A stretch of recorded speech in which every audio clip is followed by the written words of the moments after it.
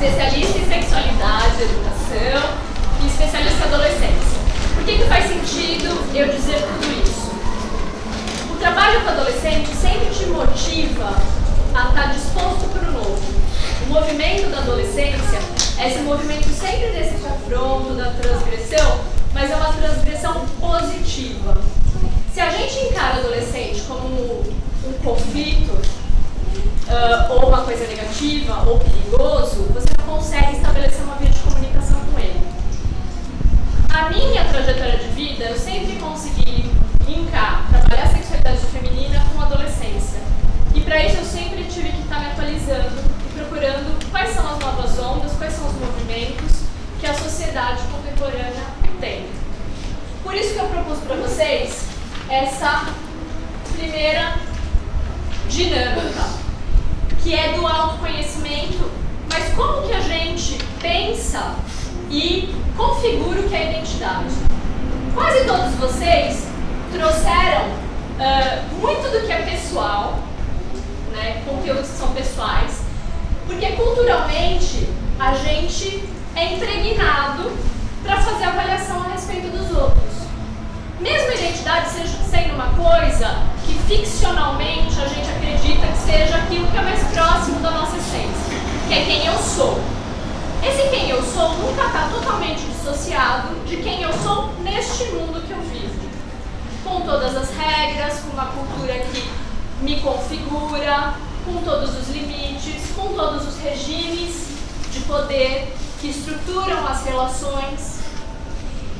Então, a partir do momento que eu tiro todas essas questões, a partir de tirar a visão, a nossa visão é uma das características maiores de julgamento que a gente tem sobre o outro.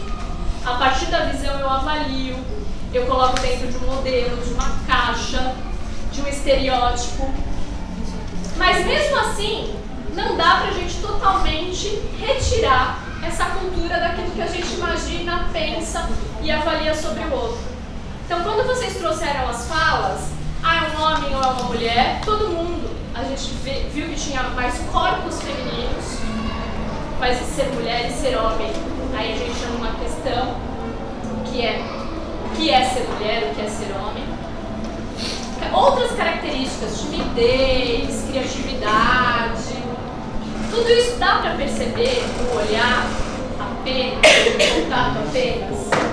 A gente tem diversos corpos que têm multiplicidades de potências. O Foucault, a minha fala vai estar um pouco embasada no Foucault, na Judith Butler, na Guacira Louro, que é aqui da UF do Rio Grande do Sul, que são alguns teóricos do pós-estruturalismo. Ele fala que a gente não deve somente nos defender, mas nos afirmar. E não só enquanto identidade, mas enquanto força criativa. O meu objetivo nesse exercício era também vocês se autodescobrirem como os outros conseguem compreender aquilo que vocês são no mundo, sem ter que dizer, sem ter que se apresentar, sem ter que chegar e falar, eu sou Camila, sou psicóloga, trabalho tanto tempo com isso, X, Y, Z. A gente está muito acostumado com essas padronizações normativas que a sociedade acaba nos impondo. Pode passar. E aí, aonde que mora a diferença de identidade versus pessoas? Existe diferença? Um engloba o outro? A gente não pode pensar numa construção, mesmo que seja psíquica, sem uma norma reguladora. Por quê? Existem pessoas que podem existir e pessoas que não podem existir. Existem corpos que têm mais direitos e corpos que têm menos direitos. Existe uma sociedade toda estruturada, e isso foi planejado dentro de um contexto histórico, para que existissem valorações diferentes a respeito de quem pode ou não fazer alguma coisa, ou ser alguma coisa. Então essas políticas de existência, elas também fazem com que a gente, a partir do momento que você sente que você é alguma coisa que não é aprovado, ou que não é regulamentado, ou que é anormal, que você se sinta mal com aquilo mesmo que você sente. Por quê? Porque essas características internas não são aceitas. E isso causa um sofrimento muito grande. O que a gente vê hoje, a desconstrução. É poder retirar essa valoração negativa a respeito de quem nós podemos ser. Quem nós podemos ser? Não sei. Um caleidoscópio de construções. Eu, Camila, tenho história. Vim de uma família X, tive algumas oportunidades Y, tive conflitos em relação a Z. Tive experiências no mundo, posições. Então não dá pra falar que a minha história é semelhante à da Júlia, por exemplo. Por quê? Nós tivemos trajetórias de vidas diferentes que podem se encontrar, ter semelhanças de significados, mas nunca serem exatamente a mesma. Quando a gente fala de noções culturalmente inteligíveis, é quando a gente pensa naquilo que é regulamentado. E, para isso, o jurídico cria identidades, as quais ele diz que podem ser inteligíveis e existir. Outras coisas. A nossa identidade, ela nunca é fixa. Em alguns momentos, e aqui eu não vou entrar em teorias psicológicas, porque eu acho que não cabe, algumas teorias psicológicas e psíquicas acreditaram numa estabilidade de identidade, ou de personalidade, ou de caráter. Não existe isso. A gente está alguma coisa. Você não é. Você tem potencial de mudança. E aí, quando você acaba criando caixinhas que definem tipos de personalidade ou tipos de identidade, você cria um sistema todo que, fora dessa caixa, não pode existir, mas existindo. Como que é esse não pode existir, mas existindo? Ele existe para reforçar aquele padrão. E aí ele existe como marginal.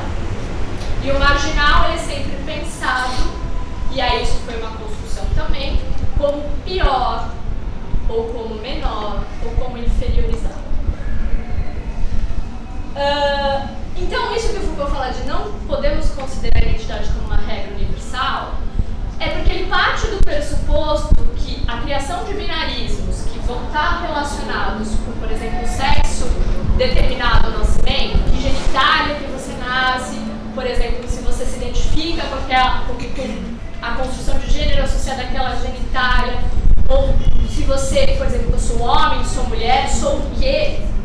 Ele vai falar que isso limita muito a sua expressão de vida, em prol de uma universalização. E aí a gente está vendo, e acredito que todos vocês que acompanham os movimentos políticos da atualidade, uma tentativa de parcela desses políticos de tentarem universalizar conceitos e brigar com aquilo que já existe. A diversidade é humana.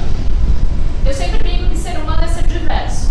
Não existe um humano igual ao humano. E aí o que vendem pra gente desde que a gente nasce é que não, existem humanos universais. Aí você tem que ser de um jeito ou de outro. Sempre que você estabelece uma dualidade, existe uma relação que enfraquece um lado em prol do outro. E essa relação se retroalimenta.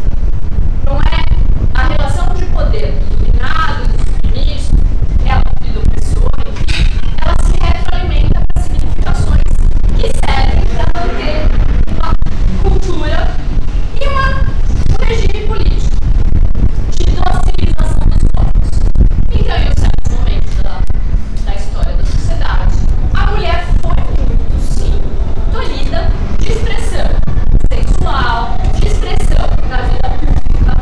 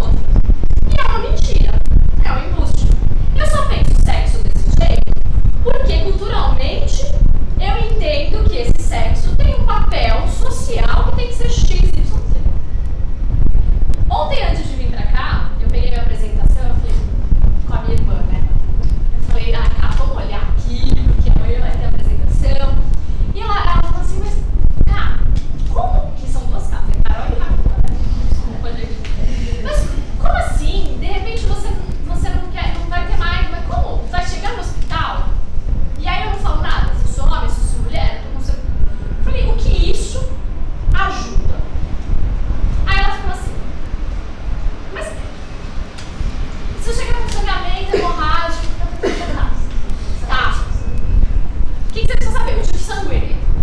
Você precisa fazer uma avaliação do corpo que você está atendendo. Você não precisa saber, ter o suposto saber, que a gente vai entrar numa outra área, que é quanto a medicalização dos corpos também nos convenceu que a gente tem que falar que corpo é esse e tem que se identificar. Porque o médico, quando você fala, uma mulher que dá entrada no PS com sangramento vaginal, não sei se vocês já tiveram essa experiência, mas eu já tive essa experiência e já, como acompanhante de 3 pacientes em diferentes hospitais, em diferentes contextos, eu tive acolhimentos completamente diferentes.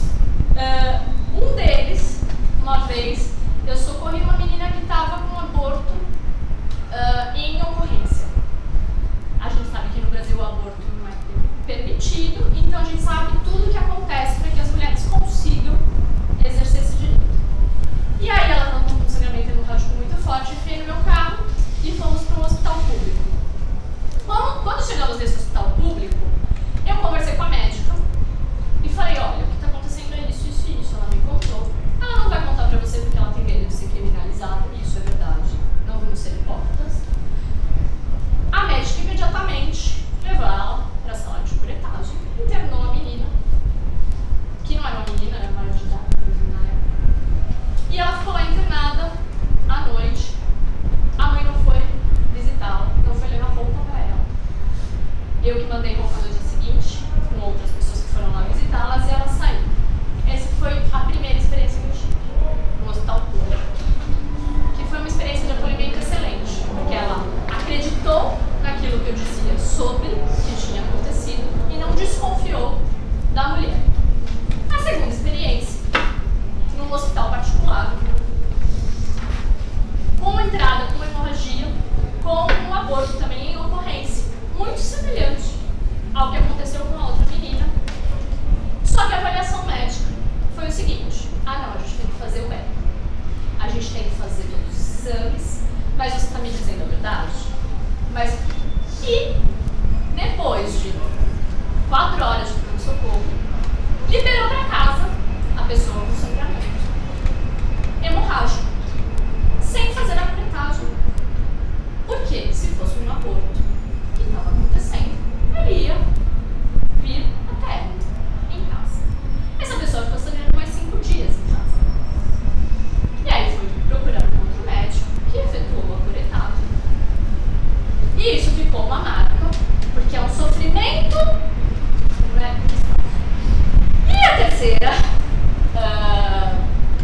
experiência, em outro hospital particular, que a menina não estava grávida, mas estava com sangramento hemorrágico, e que foi simplesmente desconsiderada.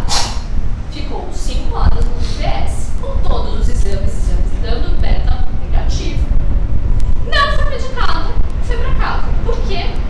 O médico ou a médica entenderam, desconfiaram da palavra daquela mulher a respeito da saúde dela. Então, o que eu quero dizer com isso tudo? Abrindo um pouco da experiência que eu já vivenciei com algumas mulheres em relação ao nosso corpo. Que diferença faz se eu disser que eu sou homem ou mulher num acolhimento médico? Os médicos, eles têm que entender o nosso corpo e respeitar aquilo que a gente diz sobre o nosso corpo, o suposto saber deles em relação ao nosso corpo. Porque essa relação desigual acaba colocando nós mulheres. E eu tive essas experiências com mulheres, desculpa, não tenho nenhuma experiência com homens para poder dizer a respeito disso. Mas é muito sofrido, porque é um lugar de que a gente mente a respeito da nossa saúde, né? Ou que a gente, de alguma certa forma, agiu de má fé ou levianamente a respeito da nossa sexualidade, da nossa saúde. Então, por isso que quando eu conversei com ela ontem, que eu estava falando da apresentação, eu fiquei pensando muito nisso, e até onde que essas construções, elas acabam deixando as pessoas limitadas, né? Que a gente não consegue pensar fora de um binarismo. Pode passar. E a identidade não é fixa, como eu disse para vocês anteriormente, e eu acho que essa citação da doutora é super interessante, porque ela fala em espectros, a gente fala em jeitos de ser no mundo, de descontinuidade e incoerência. Quem eu sou hoje pode ser muito diferente de quem eu era há 10 anos, de quem eu vou ser daqui a 20, de quem eu sou amanhã. As possibilidades de eu repensar e reconfigurar minha história são imensas. E são constantemente proibidos e produzidos. Então, quando eu falo dessa experiência, então o aborto é proibido, mas ele produz todo um contraponto de resistência dessa relação de poder que é inevitável, de direito à própria saúde da mulher.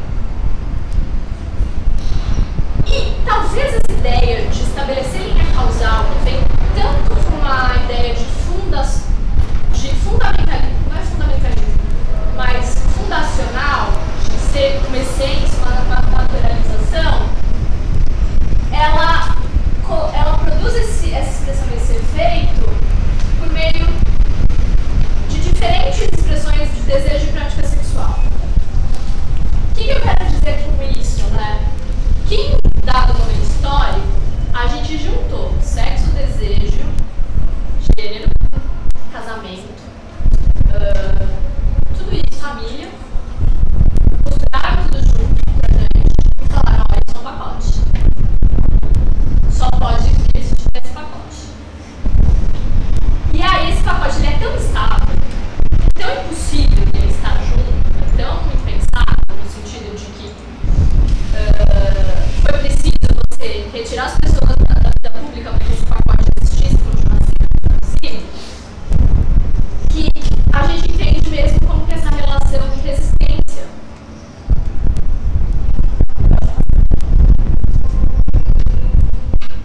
tem um vídeo que eu vou facilitar aqui. Então,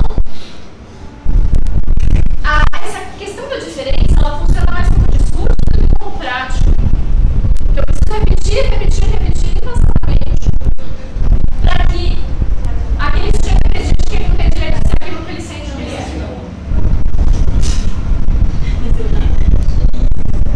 Eu não sei se vocês viram no site do Facebook, tem esse vídeo. Eu estou usando um vídeo gringo porque às vezes a gente não tem produção aqui no Brasil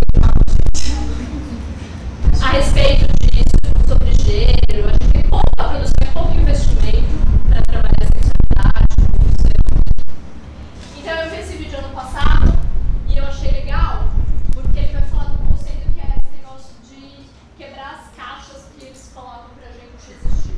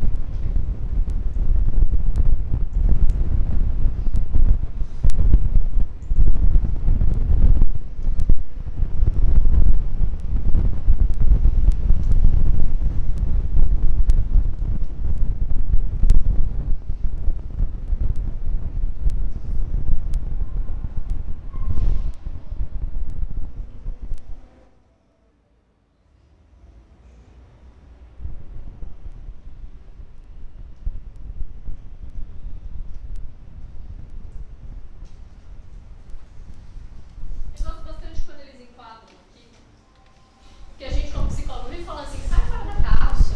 Ou, fulano tá fora da caixa, tá dentro da caixa. E é exatamente isso que a gente sente, essa limitação de como você pode se expressar e ser quem você efetivamente é. E outra coisa que eu acho super importante nesse vídeo é a respeito de como as outras pessoas, na nossa vida diária, a gente pode ajudar as pessoas a potencializar aquilo que elas são. De uma maneira diferente das rigidezes.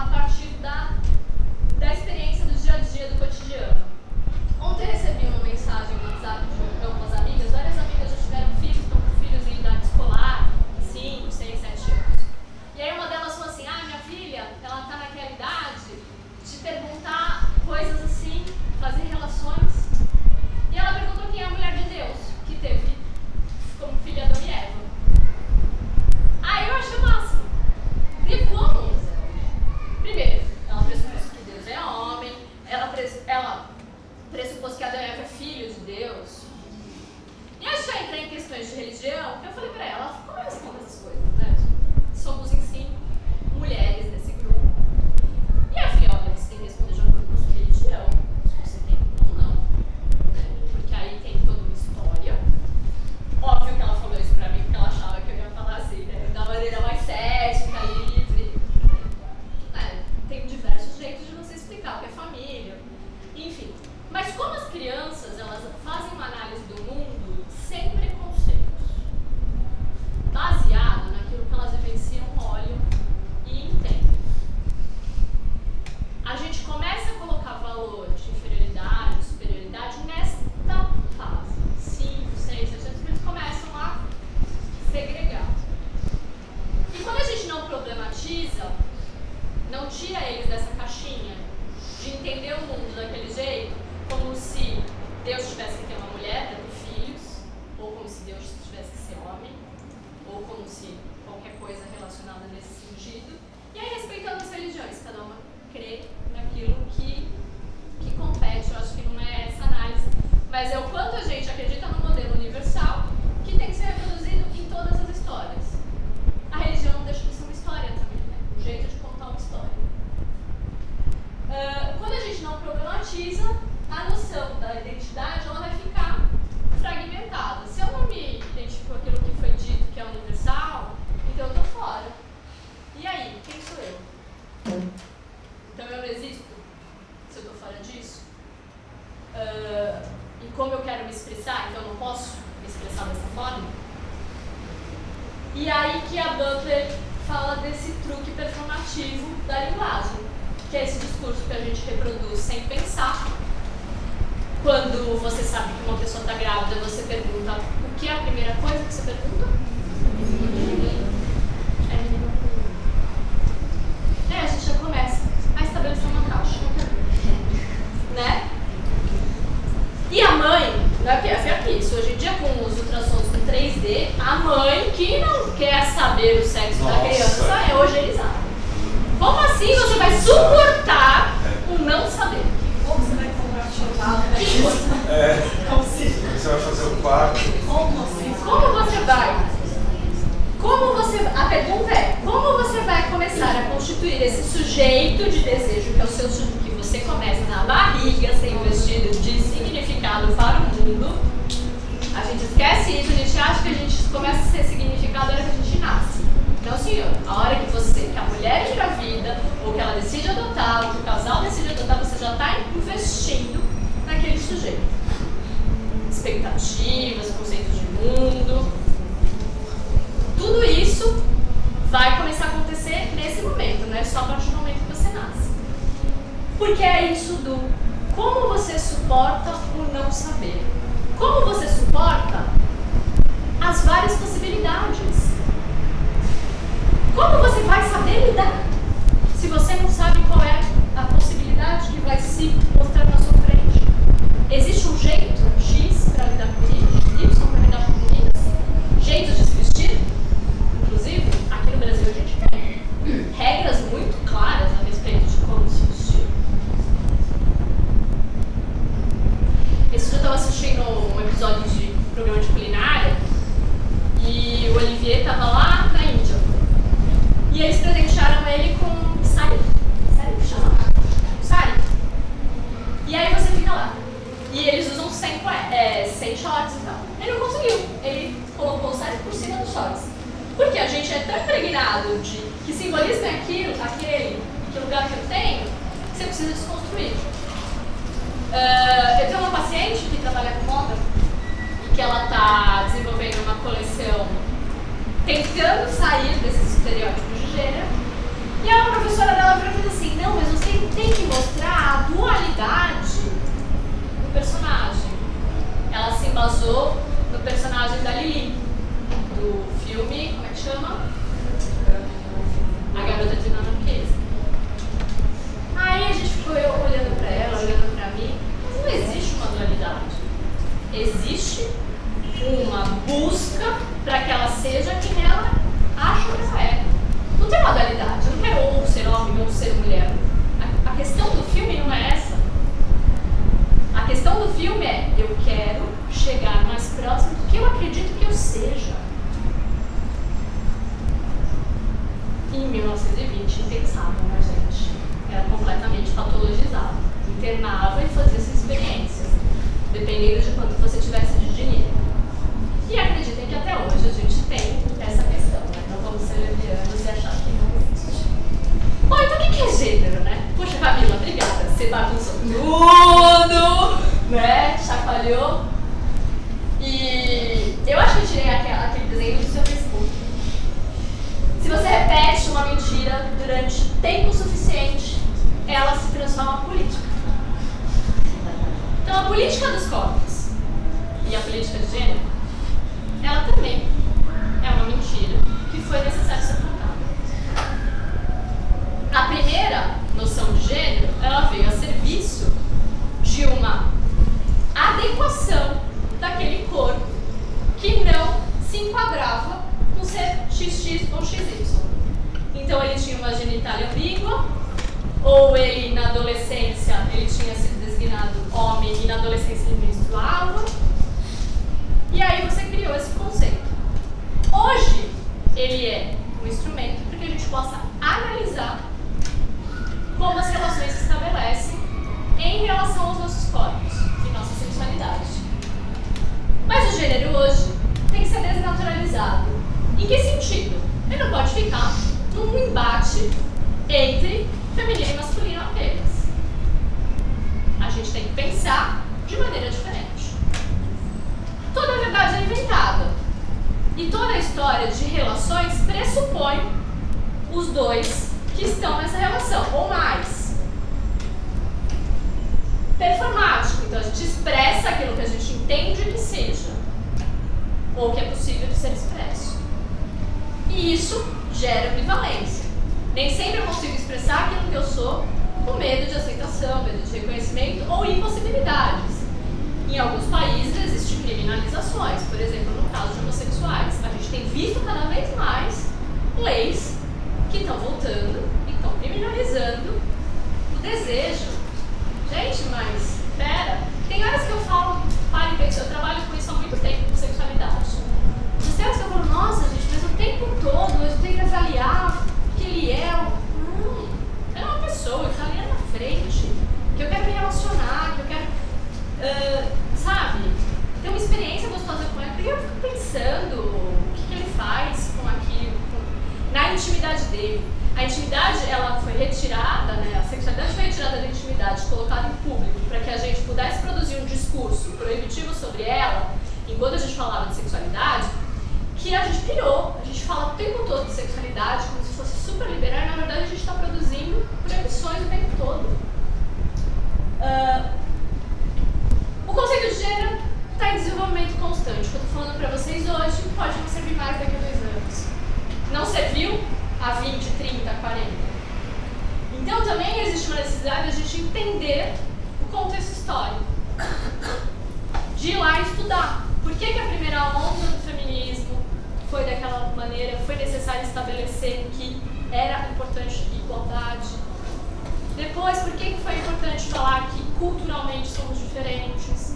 Para depois a gente poder falar hoje que a gente tem uma multiplicidade de jeitos de ser. Tem um pouquinho a ver com essa história do sujeito, da subjetividade, das liberdades individuais? Tem. Do coletivo extremo para o individual, você passou aí um grande caminho de reconhecer que o sujeito pode ser quem ele quiser ser. E aí tem um lado de egoísmo que as pessoas confundem com de individuação e individualidade, que é muito o que eu penso sobre mim e as minhas necessidades e vontades, sem pensar nos outros com os quais eu me relaciono.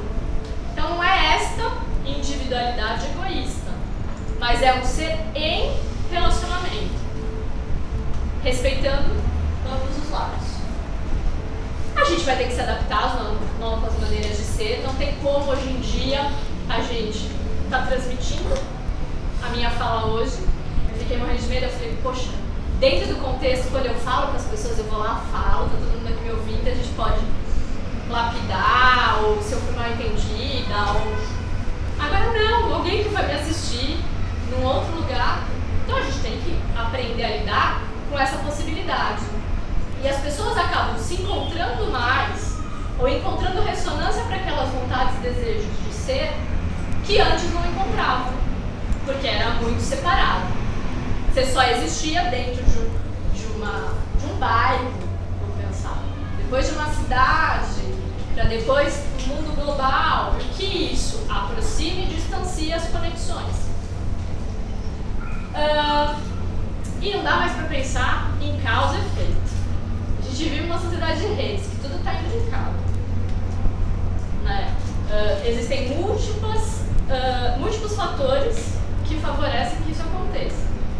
Você puxa um fio, você desenrola um novelo inteiro, que está relacionado com outras coisas. Então a sociedade inteira, ela implica com que você esteja prestando atenção no que está acontecendo. E ao mesmo tempo, enquanto eu vejo uma notícia do que aconteceu no Rio, eu vejo uma notícia do que aconteceu na África, eu vejo uma notícia do que aconteceu em Londres, eu fico sabendo da vida de uma pessoa que tem... Então, o tempo todo a gente está sendo bombardeado de eventos simultâneos que pedem ou demandam uma ação, que pode ser fragmentada ou não, pode ser mais profunda ou não, pode ser mais engajada ou não. E aí a Beatriz Preciado, que é uma teórica de Paris, também do conflito, ela fala dessa multidão de diferenças e dessa transversalidade nas relações de poder. Pensando nas possibilidades de vida do sujeito, na potência de vida. Eu não te retirar dele o direito de poder ser aquilo tudo que ele é. E aí dá pra gente falar o que é o futuro do gênero? Eu aqui não sou como nenhuma profecia, mas o que eu acredito é que a gente caminha por uma convivência com o múltiplo mais tranquila. Um lugar do outro que me intimide menos. O outro ainda, e ainda mais o outro que não atende àquela normatização que eu fui construída, e eu ainda, Camila, fui construída, eu estou com 33 anos. Né? Eu lembro que eu estudei em escola de freira e o recreio era dividido. Meninas de um lado, meninos do outro. Tá certo que eu brigava por passagem, eu ficava correndo para passar pro outro lado, só para ter o gostinho de tipo, passei. Mas era porque eu também tinha uma concessão, que eu era uma boa aluna e as freiras não me puniriam por aquilo, então elas sabiam que era uma brincadeira ali de poder. Se fosse talvez uma outra pessoa que estivesse num outro lugar, talvez a mãe tivesse sido chamada ou tivesse sido interpretada de uma forma diferente. Então eu hoje posso entender os lugares de privilégio que eu assumi e como as pessoas avaliam os outros assim. Na época não, eu não tinha esse delineamento, uma criança não tem esse refinamento.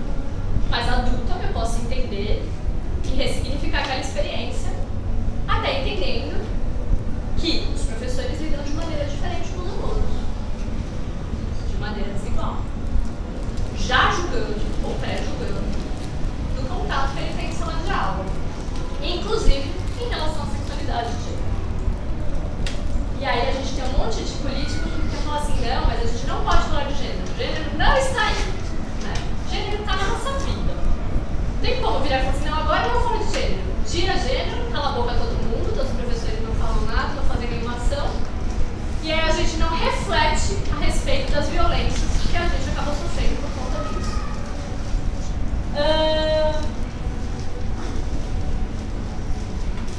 O que a gente tem que pensar e começar a entender é que as fronteiras, por não serem mais tão rígidas, por não ter mais aquela porta do recreio que separa os meninos das meninas, você tem uma outra coisa que acontece, constantemente a cuidado da vida em relação ao outro, nesse sentido. E algumas pessoas não vão conseguir fazer esses atravessamentos, elas vão viver na fronteira, que é o lugar possível de existir.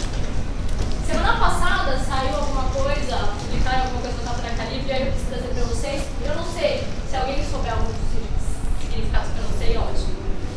Mas a Comissão de Direitos Humanos da cidade reconheceu 31 tipos de gênero. Estava escrito isso. Então, esse caleidoscópio de bigênero, crossgênero, blá blá blá blá, é um pouquinho de mostrar o quanto a gente suporta que não existam mais binarismos. E como a gente vai enfrentar isso no nosso dia a dia. Eu acho muito mais fácil você se relacionar com pessoas. Eu não venho... Qual é o seu nome? Laura. Eu não venho pra Laura e pergunto: oi, Laura, tudo bem? Você é hétero, homo, bi? Eu acho incrível as pessoas se preocuparem com o que o outro é. Oi, Laura, tudo bem? Quem que você é? Eu sou uma das organizadoras. Somos das universidades, prazer.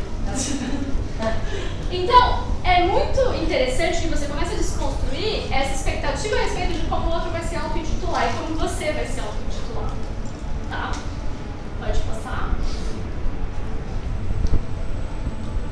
E o quanto, quando a gente fala de 31 possibilidades de gênero, a gente está visibilizando essas potências de vida que antes não poderiam ser visibilizadas, para quebrar exatamente essas fronteiras que foram estabelecidas aí historicamente. E ao mesmo tempo que você quebra as fronteiras, você cria a possibilidade de combinações e negações. Então eu posso me identificar com algum simbolismo do feminino, que foi estruturado historicamente, e posso não me identificar com a sujeição a qual Bela Recatada do Lar, saindo numa revista, me impõe. Eu posso pensar a respeito disso de maneira criticamente. Só que aí é o que eu brinco. Legal, Camila, você teve todo um background para poder pensar sobre isso e poder não reproduzir isso. Sim, mas a gente não trabalhando isso com nossas crianças, será que eles vão ter possibilidades? Ou será que vão entender que é a única possibilidade? Hoje em dia é difícil a gente segurar a sociedade da informação. Mas a informação fragmentada, como tem sido passado, e os discursos de ódio, eles podem sim colocar a gente num lugar de perigo, de potência de vida. Não dá pra pensar que quando sai um modelo desse, numa capa de uma revista, que tá aí nos consultórios médicos que você vai, na casa de um monte de gente que você conhece, que são pessoas super legais, ponto e vírgula, que isso tá produzindo uma expectativa em relação ao lugar da mulher, uma expectativa econômica, né? Não dá pra gente ser ingênuo de virar e falar que tudo que aconteceu. Eu brincava muito com o pessoal em relação às manifestações bem polarizadas que existiram. Eu participei de junho de 2013, então pra mim foi uma coisa meio esquisita tudo que estava acontecendo esse ano. Tá bom, você é contra a corrupção, mas pode te fazer 2 ou 3 perguntinhas? Você comprou sua carta? Ou você tirou os pontos da sua carta por mágica? Pagou para tirar uma multa da sua carta? Primeira pergunta. Segunda pergunta. Você mandou alguém trazer seu celular? Ou você não comprou na loja, não pagou imposto, não sei o quê? Qualquer coisa. O celular é uma das coisas. E a terceira pergunta. Você declara tudo que você ganha no seu destino? Se você me responder para as 3 perguntas, não, nunca fiz isso, nenhuma das 3, tá bom, você tem, efetivamente você está lutando contra a corrupção. Aí quando vai e acontece tudo o que aconteceu, com todas as outras notícias, e a gente tem o silêncio macabro de todas essas panelas, então efetivamente a gente está com um problema sério, porque a corrupção continua. e a gente como formador de opinião, que é isso que eu falo. Eu me peguei um dia, gente, não posso falar, é vergonha alheia, mas eu peguei com um cara no restaurante. Ele estava 2 mesas do lado, falando de alguma coisa a respeito de um desses políticos que se inflam a respeito do discurso de ódio e falando da possibilidade dele virar presidente. E aí eu não aguentei, eu louca, sozinha no restaurante, louca. E ele falou assim, olha, desculpa, eu sei que o senhor tá brincando. Mas enquanto o senhor tá brincando, o fulano cresceu em número de seguidores, não sei quantos mil naquela semana. O fulano falou em rede nacional em nome de um torturador.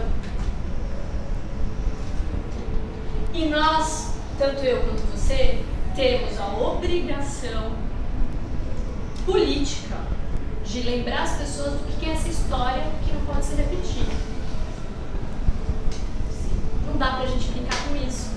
Porque quem não sabe da história do que aconteceu e acaba se identificando com esse discurso de ódio, esse discurso de ódio ele só gruda com a gente porque a gente tem medo, e esse medo também foi plantado na gente, então a gente tem essa responsabilidade. Enfim, aí eu descobri que ele trabalhava na prefeitura, a gente ficou batendo no papão e que ele não era aquilo que ele estava efetivamente falando, ele estava tirando um sarro, mas garanto que ele saiu mudado de lá. Eu também. Da próxima vez eu vou me certificar se eu tenho mais alguém junto comigo, porque hoje em dia pode ser que eu apanhe em algumas situações. Né? Então, esse trânsito livre para pluripertencer, ele pode ser um engodo também no sentido de que essas pessoas vão usar dessa desculpa para que as ideologias de ódio e de segregação sejam também um pluripertencer. E não é. A gente tem essa coisa de vamos tentar jogar fora os rótulos, e aí eu sou contra, eu vou falar contra o slide que eu coloquei anterior, dos 31 rótulos de gênero, porque eu acho que não é necessário você se autonomear alguma coisa. Aquilo é só mais uma característica da sua identidade, não precisa ser você como um todo. Que são esses daqui. Passa pro próximo. Eu não sei como a gente está de tempo, gente. Vamos.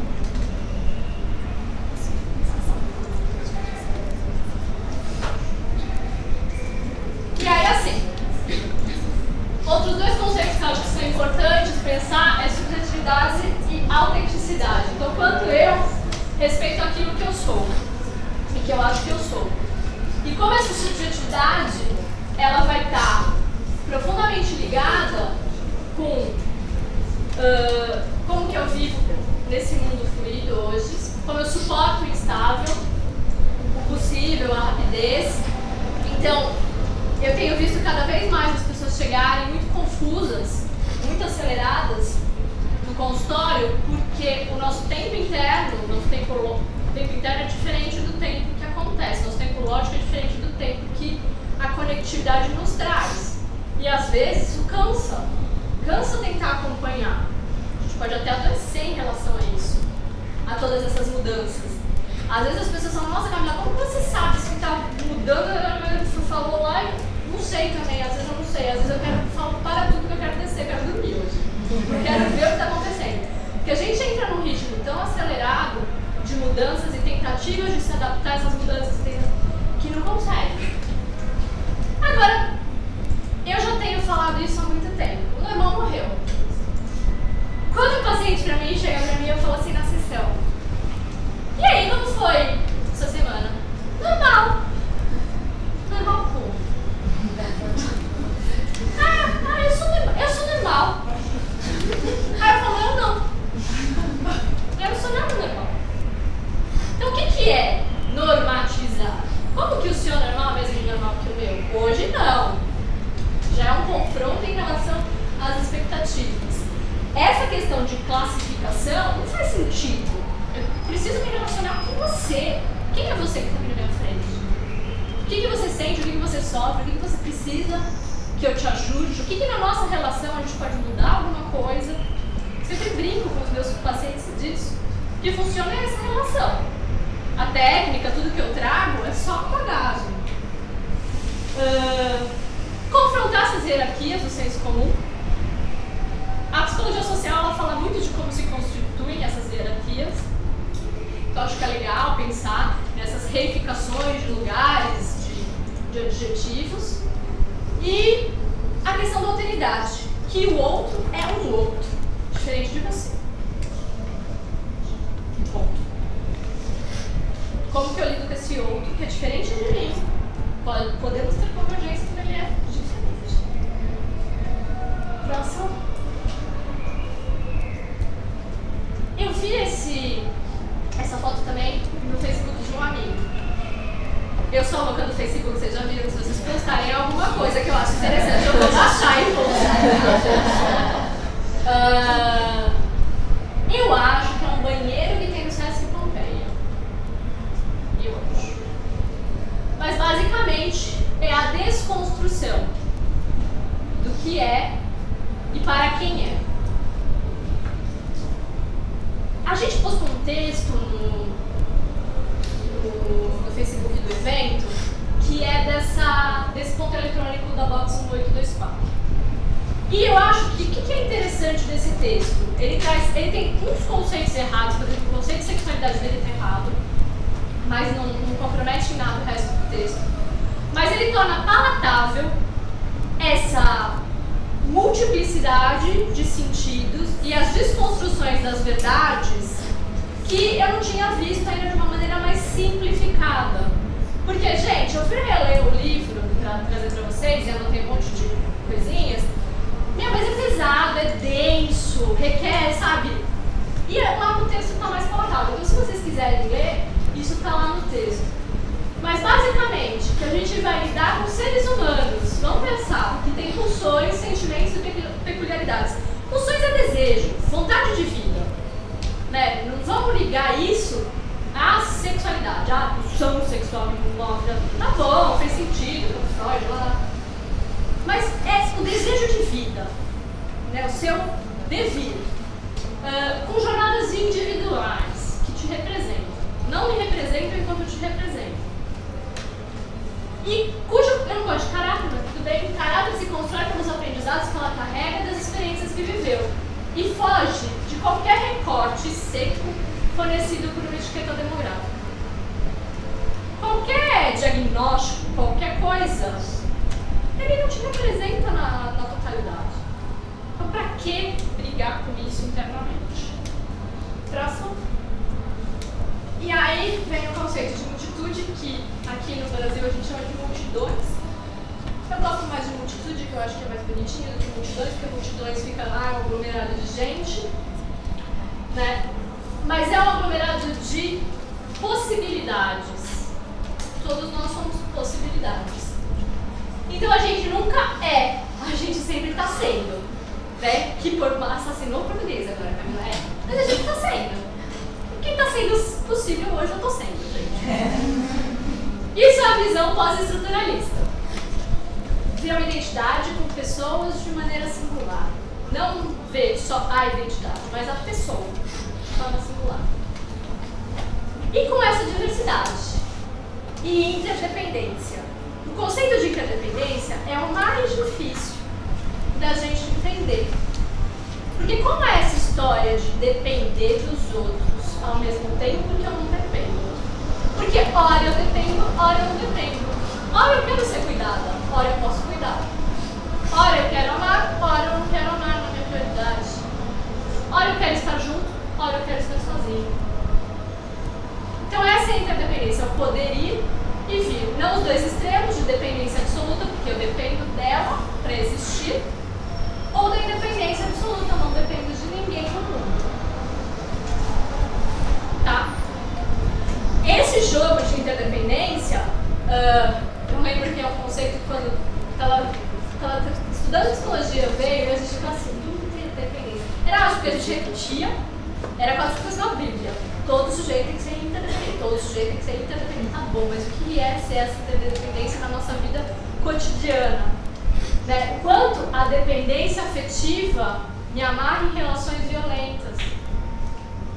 Como poder pensar que o discurso do amor ainda é o discurso do suporto tudo? Num dos congressos que eu fui logo no começo de prevenção de HIV, que também é uma coisa que eu trabalho, eu fui numa mesa de uma menina que apresentava um trabalho e ela falou assim: as mulheres se infectam com HIV porque elas apanham e se apaixonam. Vocês acham isso mentira? Eu acho isso verdade. Sim, porque elas apanham não só a agressão física, mas subjetivamente elas são massacradas em algumas relações. E porque a visão do amor romântico faz com que elas continuem nessas relações. Né? Uma hora vai dar certo se eu estou errado. Né? Então, assim, a gente precisa desconstruir o que é se apaixonar por outra pessoa. O quanto o amor está imbricado com uma relação de interesse. Eu estou com o outro, não para o outro, não do outro. Então, poder pensar, acho que é mais legal de você poder reconstruir a sua história e poder pensar as coisas diferentes, é que são essas mensagens que vão sendo passadas pra gente diariamente, sabe, coisas bobinhas, que a gente precisa reconfigurar. Para que essas meninas, para que essas mulheres, para que esses homens também possam se relacionar de maneira diferente, para que essas pessoas possam respeitar-se mais plenamente. Então, nessa cultura de hoje em dia, as identidades não são fixas, mas flutuantes. E próximo. Eu gosto dessa frase. Não consigo localizar ela, se ela é estruturalista, pós-estruturalista, enfim, mas eu acho que ela faz sentido. Temos o direito de ser iguais quando a nossa diferença nos inferioriza. E temos o direito a ser diferentes quando nossa igualdade nos descaracteriza. Daí a necessidade de uma igualdade que reconheça as diferenças e de uma diferença que não produza, alimente ou reproduza as desigualdades. Era isso que eu queria falar para vocês, confundi-los. Provocações, porque sempre tem algo na provocação de surpresa, insegurança e imprevistos.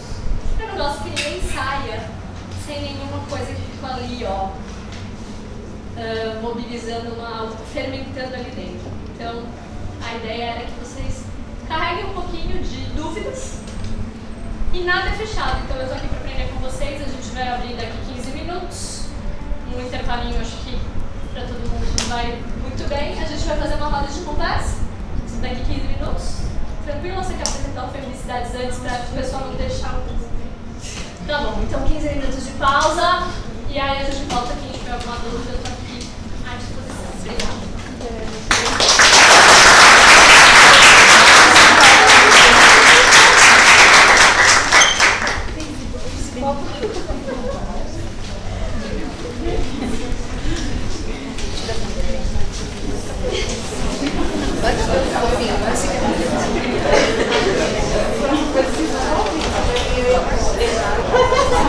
A gente